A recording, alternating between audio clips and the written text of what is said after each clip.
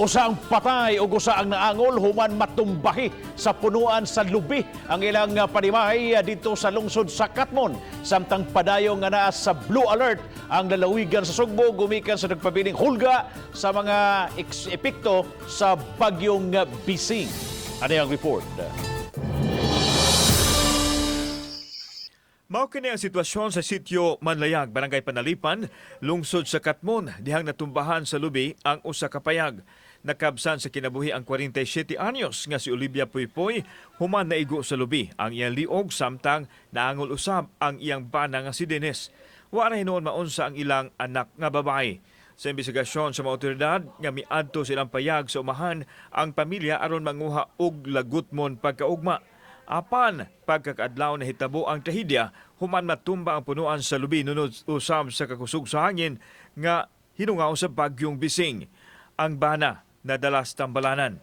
Napakabot naman dito sa area, so positive yun nga, patay na yun siya.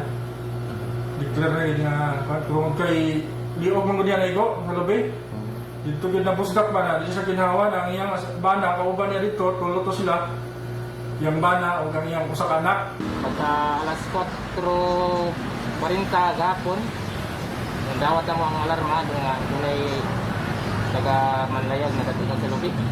Ato na mo dito ang biktima yung tao na datigan na sa lubi. Giklaro sa PDRRMO nga wa maapil sa signal number 1 ang Catmon apan nakasinati gihapon og hampak sa hangin. 24 oras ang monitoring nila sa mga lungsod sa amihanan nga naapil sa signal number 1. 2 incidences nga natumba ang lubi nga naigo gid ang panimalay. Ang sa Carmen wala ra na unsa ang pamilya pero ang kining sa Catmon maoy na atay tulo ka mga naapektuhan. Duha ang nabunog lang ug usa gid ang namatay. Gipaubos sa blue alert ang lalawigan sa Sugbo di ay nakaandam na ang tanan isip proactive measures sa posibleng mahitabo nga mamugna sa Bagyong Bising.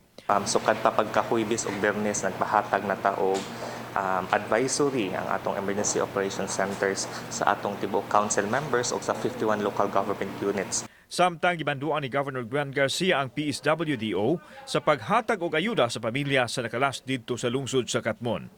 We will ask Maribek, our head of Provincial Social Welfare Office, to make the proper recommendations para atong matabangan ang katong casualty o ang katong mga injured.